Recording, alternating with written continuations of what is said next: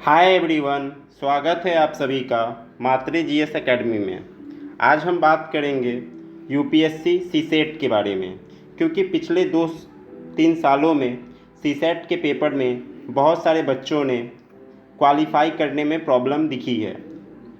GS का paper तो आसानी से निकल जाता है, लेकिन सीसेट में उन्हें प्रॉब्लम हो रही है। तो इसीलिए आज से हम शुरू कर रहे हैं सीसेट की एक नई सीरीज, जिसमें सबसे पहले हम रीजनिंग, फिर मैथ और फिर कम्प्रीहेंशन को कवर करेंगे। तो चलिए बिना किसी देरी के आज हम शुरू करते हैं हमारा पहला चैप्टर डाइस। तो चलिए सबसे पहले हम ये जानते हैं, जैसा कि आप टॉपिक देख रहे हैं, डाइस क्या होता है। यानी डाइस के बारे में हम सबसे पहले जानेंगे कि डाइस क्या होता है। तो सबसे पहले हम डाइस बनाना सीखते हैं कि आखिर डाइस बनाते कैसे। तो सबसे पहले हम एक डायमंड को बनाएंगे, बिल्कुल ठीक इस तरह से। जैसे ही आपका डायमंड बन जाए, आप तीनों पॉइंट के नीचे से एक लाइन खींचेंगे, बिल्कुल इस तरह से, और फिर सामने की ओर इसे मिला देंगे। देखिए इस तरह से आप डाइस बना सकते हैं। अगर एक बार और देखा जाए तो आप इस तरह से एक डायमंड बनाएं, तीनों कॉर्नर से इसके लाइन को लें और इसे मिला दें। तो इस तरह से आपका डाइस तैयार हो सकता है। यानी आप डाइस डायमंड के थ्रू आसानी से बना सकते हैं। चलिए अब बात करते हैं इसके बारे में कि डाइस होता क्या है। तो अगर डाइस की बात करें तो यह एक तरह का घन होता है, जिसमें 1 से लेकर 6 तक की संख्याएं लिखी होती हैं।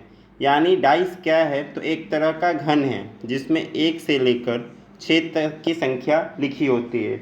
आपने कभी पासा देखा होगा या लूडो की गोटी, जिसमें 1 से 6 तक की संख्याएं लिखी होती है। यानी आप जनरली कह सकते हैं कि पासे में 1 से 6 तक की संख्याएं लिखी होती है। अगर बात की जाए इसी पासे की, तो इस तरह से आपको पासा देखने को मिल सकता है। बात करें कि आप लोगों को यह समझ में आ गया कि डाइस होता क्या है, जिसमें 1 से लेकर 6 तक की संख्याएं होती है। अब जानते हैं आखिर डाइस कितने तरह का होता है। अगर डाइस की बात की जाए तो यह डाइस मेनली 2 तरह का होता है। एक स्टैंडर्ड पास डाइस, जिसे मानक पासा भी कहते हैं, और दूसरा होता है कॉमन डाइस, जिसे सामान्य पासा भी कहते हैं। अगर बात करें मानक पासा यानी स्टैंडर्ड पासे के बारे में, तो यह क्या होता है इसे जानते हैं। तो स्टैंडर्ड पासा को समझने के लिए हम यह समझते हैं कि यह होता क्या है। तो मानक पासा ऐसको बोलते हैं जिसके विपरीत सतहों के अंकों का योग 7 होता है। मतलब कि अगर 1 है तो इसके विपरीत में 6 होगा, तब मिलाकर दोनों 7 हो जाएंगे। अगर 2 है तो 2 के विपरीत 5 होगा, तो मिलाकर दोनों 7 हो जाएंगे। अगर 3 है तो 3 के विपरीत 4 होना चाहिए, तभी तो 7 होंगे।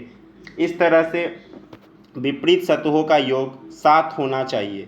अगर एक हम घन बनाएं, अगर इस तरह का सवाल दिया जाए, तो यहाँ पे हम देख सकते हैं कि 2 के विपरीत क्या जाएगा, तो 5 जाएगा, क्योंकि 2 और 5 7 होते हैं। 4 के विपरीत क्या जा सकता है, तो 4 के विपरीत, अगर 1 के विपरीत क्या जा सकता है, तो 1 के विपरीत 6 जाएगा। 6 1 7 होता है। और 3 के विपरीत क्या जाएगा, तो 3 के विपरीत 4, यानी 3 और 4 7 होता है। बात करें अगर यूपीएससी के प्रीवियस ईयर क्वेश्चन की, तो एक क्वेश्चन हमारे पास दिया हुआ है। इस क्वेश्चन को हम समझते हैं, देखते हैं क्या है क्वेश्चन। तो अगर बात करें इस क्वेश्चन की, तो क्वेश्चन है कि 3 मानक पासे लिए गए हैं और उन्हें ज़मीन पर फेंका गया है। यदि ऊपरी सतह पर आई संख्या का योग 12 है, तो निचली सतह पर संख्या क्या होगी। तो इसे आप सॉल्व करें, कुछ समय ले। यानी ऊपरी सतह पर आई संख्या का योग 12 है, तो निचली सतह पर क्या होगी। आप इसे ट्राई करें, देखें। अगर हम बात करें, ये 3 घन हैं। अगर इसके ऊपरी सतह का योग 12 है, यानी अगर हम 3 माने तो तीनों का योग कितना होगा, 7 7 7। अगर क्योंकि मानक पासे का मान 7 7 7 होता है। अगर इसके ऊपरी सतह को जोड़ा जाए तो इसका मान कितना आएगा, 21। और हमें टोटल सतह का मान कितना आएगा, 21, और ऊपरी सतह का मान दे रखा है 12। अगर इसमें से हम इसको घटा लें तो हमारा आंसर आ जाएगा 9।